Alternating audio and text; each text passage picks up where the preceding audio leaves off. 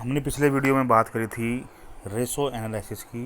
तो ratio analysis में के चैप्टर को करने के लिए हमें मुख्य रूप से ये पता होना चाहिए कि हमारी चालू संपत्तियां कौन सी है, हमारे चालू दायित्व कौन से हैं। स्क्रीन पर आप देख रहे हो कि मुख्य रूप से आपको बता रखा है कि जो आपकी करंट असेट्स है वो कौन कौन सी हैं। रोकड़ व बैंक शेष, कैश एंड बैंक बैलेंस। दूसरी दे रखी है देनदार डेटर्स। तीसरा है प्राप्य विपत्र, बिल्स रिसीवेबल, स्कंद स्टॉक, अल्पकालीन विनियोग या विपणन योग्य प्रतिभूतियाँ, शॉर्ट टर्म इन्वेस्टमेंट और मार्केटेबल सिक्योरिटी। उसके बाद है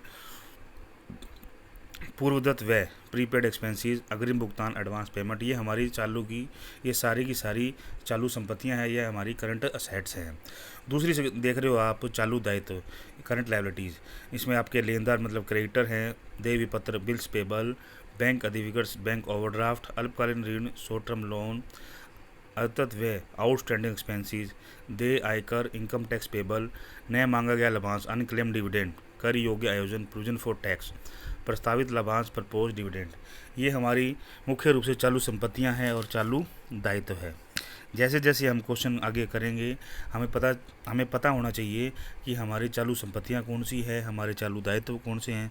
जब तक हम लोगों को ये पता नहीं होगा हमारी चालू संपत्तियां कौन सी है, हमारे चालू दायित्व कौन से हैं, तब तक हम क्वेश्चन को सॉल्व नहीं कर सकते।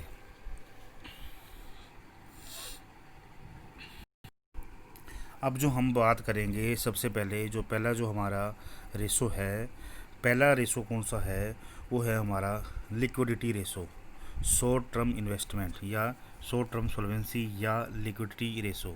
आप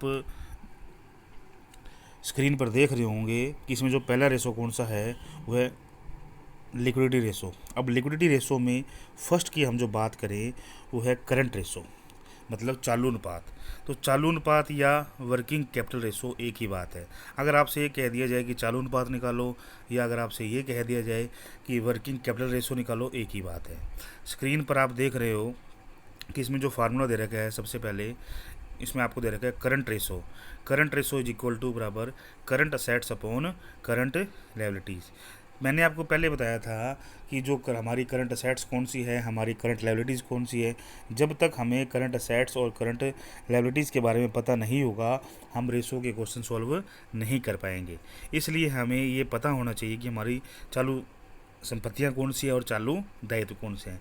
पहला जो फार्मूला आपको दे रखा है करंट रेशो का, तो करंट रेशो में जो सबसे पहले जो आपको दे रखा है current assets upon current liabilities. दूसरी जो हम बात करते हैं, दूसरा जो फार्मूला आपको दे रखा है, आप स्क्रीन पे देख रहे हो कि उसमें दूसरा जो आपको दे रखा है liquidity comma quick comma acid test ratio.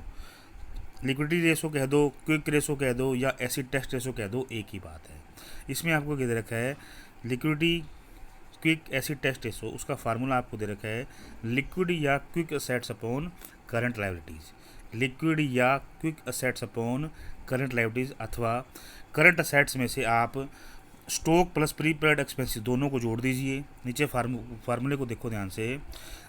Current assets आपको दे रखी है, उसमें से आपको माइनस करना है, किसको माइनस करना है, स्टॉक प्लस प्रीपेड एक्सपेंसेस को दो जोड़कर घटा दीजिए, तो आपकी लिक्विड या क्विक असेट्स आपकी आ जाएगी और आप करंट लायबिलिटीज से उसको भाग दीजिए, तब आपकी कौन सा रेशो आ जाएगा, लिक्विड या क्विक या एसिड टेस्ट रेशो आपका आ जाएगा। तीसरा जो रेशो है वो है एब्सोल्यूट लिक्विडिटी रेशो, पूर्णतः तरलता अनुपात। उसका फार्मूला आपको दे रखा है, स्क्रीन पर आप देख रहे हो, एब्सोल्यूट लिक्विडिटी रेशो।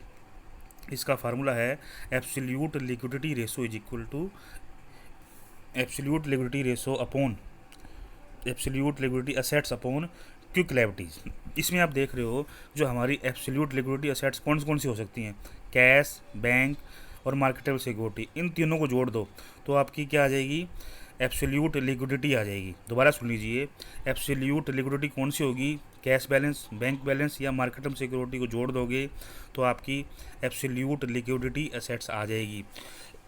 दूसरी बात कर रहे हैं, फार्मूले में दे रखी है क्विक लायबिलिटीज़। क्विक लायबिलिटीज़ कौन सी है, आप करंट लायबिलिटीज़ जो आपकी करंट लायबिलिटीज़ है उसमें से बैंक ओवरड्राफ्ट को माइनस कर दीजिए।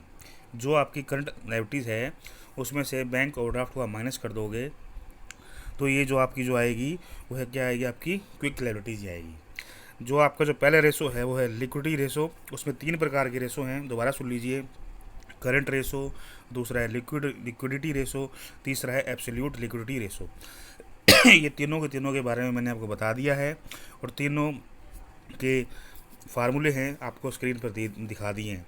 जब तक आप लोगों को ये नहीं पता होगा कि हमारी चालू संपत्ति कितनी है, हमारे चालू दायित्व कितने हैं, तब तक आप रेशो का क्वेश्चन सॉल्व नहीं कर पाओगे। धन्यवाद।